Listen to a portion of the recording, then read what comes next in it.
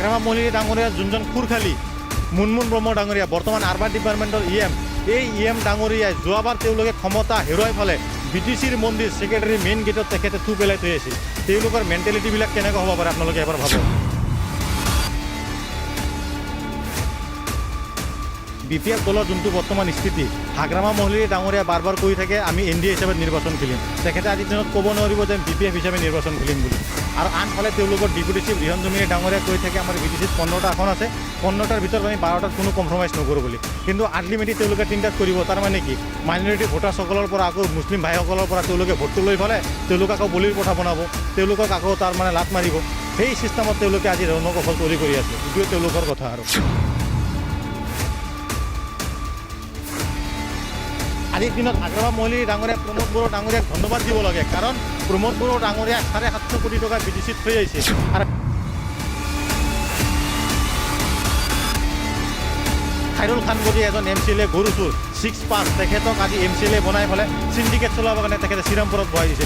এইজন ব্যক্তিয়ে আজিৰ দিনত লাখ লাখ কোটি কোটি টকা চিণ্ডিকেট চলাই আছে।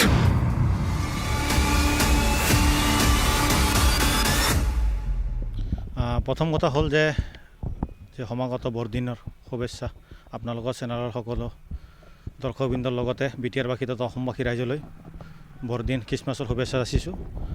EPPL হিচাপে বৰ্তমান আমাৰ স্থিতিটো বহুতো ভাল, কাৰণ EPPL হিচাপে আমি যোৱা নিৰ্বাচনত প্ৰায় 6 লাখৰ অধিক ভোট পাইছোঁ আৰু BPF-এ 7 লাখৰ অধিক ভোট পাবলৈ সক্ষম হৈছে। এটা সময়ত EPPL-ৰ এজন জনপ্ৰতিনিধি আছিল, আগতে PCD আছিল, পিছত আমাৰ EPPL হৈছে। সেই চিষ্টেমত আমি লাগি যুঁজি আহি যোৱাবাৰ চৰকাৰত আহিছিলোঁ আৰু এইবাৰ কিবা এটা কাৰণত আমি চৰকাৰত আহিব নোৱাৰিলোঁ। ৰাজনৈতিক দলৰ উত্থান পতন থাকে, তাত বিভিন্ন ৰিজন থাকে, আৰু কিহৰ ভিত্তিত এইবাৰ আমি যিহেতু চৰকাৰত আহিব নোৱাৰিলোঁ তাৰ ওপৰত আমাৰ চিন্তা চৰ্চা হৈ আছে বা ওপৰ মহলত আলোচনা হৈছে।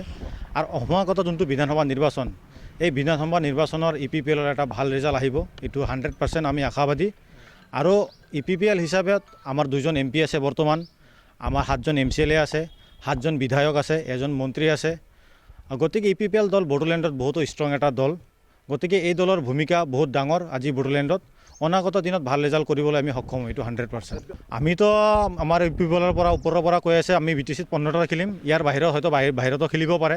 গতিকে আমি 15টাৰ ভিতৰত আমি 15টা আশা কৰিব পাৰোঁ। ইয়াত আমাৰ নিশ্চয় কোনো ভুল সিদ্ধান্ত নাই, কাৰণ আপোনালোকে দেখা পাইছে যোৱাবাৰ যোনটো নেকি আমাৰ BTC নিৰ্বাচন হৈ গৈছে, তাতে মুছলিম সম্প্ৰদায়ৰ ব্যক্তিসকলে একক সংখ্যাগৰিষ্ঠতাৰে ভোট প্ৰদান কৰিছিল আমাৰ এই BPF দলক। গতিকে BPF দলে 28খন আসন পোৱাৰ স্বত্বত তেওঁলোকে কিহৰ ভিত্তিত আজিৰ দিনত BJPৰ লগত লগ লাগিছে।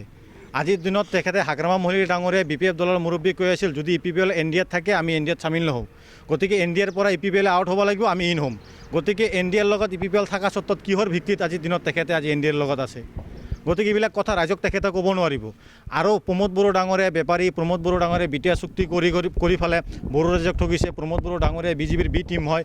এইবিলাক ভুৱা অপপ্ৰচাৰ তেখেতে চলাই পেলাই মুছলিম ভোটাৰ্ছ ভাইসকলৰ পৰা তেওঁলোকে ভোট কেৰি কৰিবৰ কাৰণে সক্ষম হৈছিল।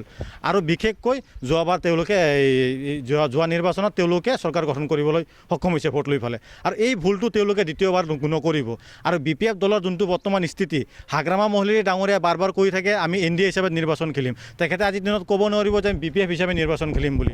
আৰু আনফালে তেওঁলোকৰ ডেপুটি চিফ ৰিহন জমিনী ডাঙৰীয়া কৈ থাকে আমাৰ BTCত 15টা আসন আছে, 15টাৰ ভিতৰত আমি 12টাত কোনো কম্প্ৰমাইজ নকৰোঁ বুলি। কিন্তু আল্টিমেটলি তেওঁলোকে 3টাত কৰিব। তাৰমানে কি মাইনৰিটি ভোটাৰসকলৰ পৰা আকৌ মুছলিম ভাইসকলৰ পৰা তেওঁলোকে ভোটটো লৈ পেলাই তেওঁলোকক আকৌ বলিৰ পঠা বনাব, তেওঁলোকক আকৌ তাৰমানে লাত মাৰিব। সেই চিষ্টেমত তেওঁলোকে আজি ৰণকৌশল তৈৰি কৰি আছে। এইটোৱে তেওঁলোকৰ কথা।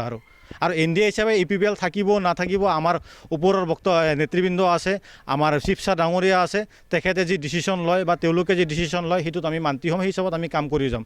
ইয়াৰ ওপৰত মই একো মাত নিদিওঁ। BPF চৰকাৰ আল্টিমেটলি বিগ জিৰ' হ'ব বিধানসভা নিৰ্বাচন। আপোনালোকে চাই থাকক, EPPL এটা ভাল ৰোল ল'বলৈ গৈ আছে অনাগত দিনত। চৰকাৰখন আপোনালোকে দেখা পাইছে যোনটো চৰকাৰ চলি আছে, আল্টিমেটলি BTCতো BJP কি বুলি কয় আমাৰ BPF চৰকাৰ চলাব পৰা নাই। বৰ্তমান BTC চিফ কোন হৈ আছে? হাগ্ৰামা মহলি ডাঙৰীয়া 28খন আসন পোৱা স্বত্বত আজি BTC চিফ জয়ন্ত মল্ল বৰুৱা ডাঙৰীয়া হৈ আছে, আমি দেখা পাইছোঁ। তেখেতে সম্পূৰ্ণ কাম কাজৰ হস্তক্ষেপ চলাই আছে। কাৰণ যোৱা চৰকাৰ চলাকালীন হাগ্ৰামা মহলি ডাঙৰীয়াই বাৰ বাৰ প্ৰমোদ বড়ো ডাঙৰীয়াক প্ৰত্যাহাৰ কৰিছিল, তেখেতক এটেক কৰি আছিল। কিন্তু আজিৰ দিনত BTCখন কোনে চলাই আছে এইটো কথা তেখেতে ৰাইজক জনাব পাৰিব জানো? আমাৰ বিশ্বজিৎ দৈমাৰী আমাৰ পানেৰী সমষ্টিৰ অধ্যক্ষ, বৰ্তমান টংলা সমষ্টি হৈছে, তেখেতৰ আইবিৰ পৰা আন্দিৰীঘাটলৈকে যোনটো অসমমালা ৰাস্তা হৈছে, সেই ৰাস্তা যোনটো ইনগ্ৰেশ্যন কৰিছে তাতে নেম প্লেটত হাগ্ৰামা মহলি ডাঙৰীয়া জয়ন্ত মল্ল বৰুৱা ডাঙৰীয়াৰ নাম আছে, তাতে বিশ্বজিৎ দৈমাৰী ডাঙৰীয়াৰ নামেই নাই। আপোনালোকে দেখাই পাইছে আল্টিমেটলি কোনে চলাই আছে, আৰু চৰকাৰ চলাত তেওঁলোকে টোটেলি ফেলাৰ হৈছে। আপোনালোকে দেখাই পাইছে তেওঁলোকৰ 5টা গেৰেণ্টিটো বাদেই দিয়ক, তেওঁলোকৰ এটা গেৰেণ্টি আছিল তেওঁলোকে ভূমিৰ পট্টা দিব, ফাৰ্ষ্ট প্ৰিফাৰেঞ্চ। চৰকাৰ গঠন কৰাৰ লগে লগে তেওঁলোকে 1 মাহৰ ভিতৰত ভূমিৰ পট্টা দিম বুলি কৈছিল। ভূমিৰ পট্টাটো দূৰৰ কথা, তেওঁলোকে ট্ৰাইবেল বেল্ট এণ্ড ব্লকত তেওঁলোকে যে ভূমিৰ পট্টা দিব হাগ্ৰামা মহলী ডাঙৰীয়াই, এইটো এটা ডাঙৰ প্ৰশ্ন। যোৱা 17 বছৰ কিন্তু হাগ্ৰামা ডাঙৰীয়াৰ চৰকাৰ আছিল, তেতিয়া তেখেতে ৰাইজক ভূমিৰ পট্টাটো দূৰৰ কথা, ৰাইজক এটা আঁচনি দিব পৰা নাই। বদলবাকী ৰাইজে গম পোৱা নাছিল যে আঁচনি কি বস্তু, সেই আঁচনিটো পাবলৈ তেওঁলোকে সক্ষম হোৱা নাছিল। প্ৰমোদ বড়ো ডাঙৰীয়াৰ নিষ্ঠত আমি কোন ব্যক্তিসকলক আঁচনি দিয়া নাই, সকলো ধৰ্মাৱলম্বীৰ মানুহৰ ব্যক্তিবিলাকক আমি আঁচনি দিছোঁ। সেই হিচাপত আঁচনি দি পেলাই বড়োলেণ্ড বাকী ৰাইজৰ 26টা জনগোষ্ঠী 18টা ভাষিক ব্যক্তিসকলক একত্ৰিত কৰি পেলাই একেলগে তেখেতে যাবৰ কাৰণে যি মিছন আৰু ভিজন লৈ পেলাই প্ৰমোদ বড়ো ডাঙৰীয়াই কাম কৰিছিল। হয়তো আমি ইপিপিএল হিচাপে প্ৰমোদ বড়ো ডাঙৰীয়াৰ যোনটো মিছন, সেই মিছন আমি হয়তো ৰাইজৰ মাজত লৈ যাব নোৱাৰিলোঁ, বা ৰাইজে প্ৰমোদ বড়ো ডাঙৰীয়াৰ যোনটো মিছন সেইটো বুজিবলৈ নোৱাৰিলে। তাত আমি ক'ৰবাত ফেলাৰ হৈছোঁ। সেইকাৰণে হয়তো যোৱাবাৰ নিৰ্বাচন আমাৰ ফলাফলটো বেয়া ওলাইছে বা বেয়া হৈছে। এইবিলাক বিভিন্ন ধৰণৰ কাৰণ আছে। আৰু হাগ্ৰামা মহলী ডাঙৰীয়া যোনটো মিছন আৰু ভিজন আছিল, তেখেতে আচলতে মিছন ভিজন বুলি একো বস্তু নাজানে। যোৱা 17টা বছৰ তেখেতে চৰকাৰ চলাকালীন 100 টকাৰ আঁঠুৱা 600 টকালৈকে তেখেতে ছাপ্লাই দিছে, আপোনাৰ 150 টকাৰ কম্বল 1200 টকালৈকে তেখেতে ছাপ্লাই দিছে। এইবিলাক দুৰ্নীতি কাৰ্যকলাপত তেখেতে লিপ্ত হৈছে আমি দেখা পাইছোঁ। গতিকে তেখেতে হ'ল এজন বেপাৰী, আৰু বেপাৰৰ স্বাৰ্থত তেখেতে যিকোনো কাম কাজ কৰিবলৈ তেখেতে বাধ্য হৈছে আৰু বাধ্য হয়। এইবিলাক কাম কাজত তেখেতে চলাই আছে বা কৰি আছে। দুৰ্নীতিৰ সদাগৰ তেখেতে 17 বছৰ তেখেতে লুণ্ঠন ৰাজ চলাইছে, এতিয়াও লুণ্ঠন ৰাজ চলাই আছে। খাইৰুল খান বুলি এজন MCLA গৰু চোৰ 6 তেখেতক আজি MCLA বনাই পেলাই চিণ্ডিকেট চলাবৰ কাৰণে তেখেতে শ্ৰীৰামপুৰত বহাই দিছে। এইজন ব্যক্তিয়ে আজিৰ দিনত লাখ কোটি টকা চিণ্ডিকেট ৰাজ চলাই আছে। আমি ইপিপিএল চৰকাৰ চলাকালীন বন জংঘল, আমি বনৰীয়া যিকোনো জীৱ জন্তুবিলাক পহৰা দিছিলোঁ বা ৰক্ষণাবেক্ষণ দিছিলোঁ। আজি হাগ্ৰামা মহলী ডাঙৰীয়া চৰকাৰ চলাকালীন কি হৈছে, বন জংঘল তেখেতে ধ্বংস কৰি আছে, ডাঙৰ গছ গছনি তেখেতে কাটি পেলাই ধ্বংস কৰি আছে। আজি জীৱ জন্তুবিলাক এতিয়াও আমি দেখা পাইছোঁ ছ'চিয়েল মিডিয়াত ভাইৰাল হৈছে, তেওঁলোকে জীৱ জন্তুবিলাক মাৰি পেলাই তেওঁলোকে আহাৰ কৰি পেলাই আজি খাই আছে। তো কিমান লাজ লজ্জাজনক দুৰ্ভাগ্যজনক ঘটনাবিলাক হৈ আছে। গতিকে হাগ্ৰামা মহলী ডাঙৰীয়াৰ যোনজন খুৰখালী মুনমুন ব্ৰহ্ম ডাঙৰীয়া, বৰ্তমান আৰবান ডিপাৰ্টমেণ্টৰ এই EM ডাঙৰীয়াই যোৱাবাৰ তেওঁলোকে ক্ষমতা হেৰুৱাই ফালে BTCৰ মন্দিৰ ছেক্ৰেটাৰী মেইন গেটত তেখেতে থু পেলাই থৈ আছিল। তেওঁলোকৰ মেণ্টেলিটিবিলাক কেনেকুৱা হ'ব পাৰে আপোনালোকে এবাৰ ভাবক। দেখাই পাইছে আপোনালোকে জল পৰ সেইদিনা ডিমাকুচিতো হৈছে। এইবিলাক এটা ডাম্পাৰৰ পৰা 4000, 3000, 5000 টকালৈকে তেওঁলোকে কালেকশ্যন কৰি আছে। বিভিন্ন জাগাত তেওঁলোকে চিণ্ডিকেটৰ কাৰণে গেট বহাই দিছে, চেকপোষ্ট বহাই দিছে। গোটেইবিলাক লুণ্ঠন ৰাজ নহয়, তাহলে পিছে কি হয় এইবিলাক বস্তু? তেওঁলোকে একমাত্ৰ লুণ্ঠন কৰি আছে BTCৰ পৰা। আৰু চৰকাৰ চলাৰ পিছত আজিৰ দিনত তেওঁলোকে এটা আঁচনি বা ৰাইজক তেওঁলোকে একো দিব পৰা নাই। প্ৰমোদ বড়ো ডাঙৰীয়া যিখিনি বস্তু কৰি থৈ গৈছে, সেইবিলাকৰে আজিৰ দিনত হাগ্ৰামা মহলী ডাঙৰীয়া ইনগ্ৰেশ্যন কৰি আছে। আৰু হাগ্ৰামা মহলী ডাঙৰীয়া নিজে ব্যক্ত কৰিছে যে প্ৰমোদ বড়ো ডাঙৰীয়াই যিবিলাক বস্তু কৰি থৈ গৈছিল সেইবিলাক মই ফিতা কাটি ফুৰিছোঁ। আজি হাগ্ৰামা মহলী ডাঙৰীয়া ক'ব নোৱাৰিব যে চৰকাৰ অহাৰ পিছত মই ৰাইজক কিবা বস্তু দিব পাৰিছোঁ বুলি। গতিকে প্ৰমোদ বড়ো ডাঙৰীয়া চৰকাৰ চলাকালীন 1 টকা ঋণ লোৱা নাই তেখেতে। গতিকে হাগ্ৰামা মহলী ডাঙৰীয়া চৰকাৰ চলাকালীন 3000 কোটি টকা ঋণৰ বোজা ইপিপিএল চৰকাৰৰ ওপৰত দি থৈ গৈছিল। 3000 কোটি টকা লাইবিলিটিছ আমাৰ ওপৰত দি থৈ গৈছিল।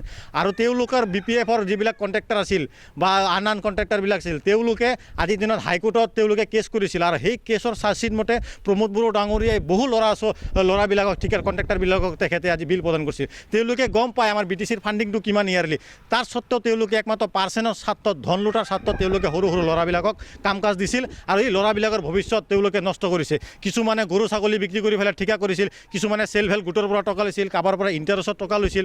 টকা লোৱাৰ পিছত তেওঁলোকে যেতিয়া ঠিকাবিলাক কৰিছিল, ঠিকা কৰাৰ পিছত তেওঁলোকে যেতিয়া বিল নাপায়, সেই ল'ৰাবিলাকৰ ভৱিষ্যত কি হৈছিল তেওঁলোকে এই বস্তুটো গম নাপাব। আৰু প্ৰমোদ বড়ো ডাঙৰীয়া চালি জাৰি চাই পেলাই সকলোকে অলপকৈ তেওঁলোকে বিলবিলাক প্ৰদান কৰি থৈ আছে। আজিৰ দিনত হাগ্ৰামা মহলী ডাঙৰীয়া প্ৰমোদ বড়ো ডাঙৰীয়াক ধন্যবাদ দিব লাগে, কাৰণ প্ৰমোদ বড়ো ডাঙৰীয়া 750 কোটি টকা BTCত থৈ আহিছে। আৰু সেই 750 কোটি টকাটো লৈ পেলে আজি বিক্ৰম দৈমাৰী হওক, কাষ্টম বসুমতীৰ হওক, BPFৰ যিবিলাক নেতা আছে, সেই নেতাবিলাকে বা হাগ্ৰামা মহলী ডাঙৰীয়া ঢাক ঢোল বজাই আছে যে আমি বিল দিম, আপোনালোকে আহক আমি বিল দিম। গতিকে আপোনালোকে প্ৰমোদ বড়ো ডাঙৰীয়াক ধন্যবাদ দিব লাগে যে প্ৰমোদ বড়ো ডাঙৰীয়া আপোনালোকৰ কাৰণে এইখিনি ফাণ্ড বা টকা আপোনালোকৰ কাৰণে থৈ আহিছে।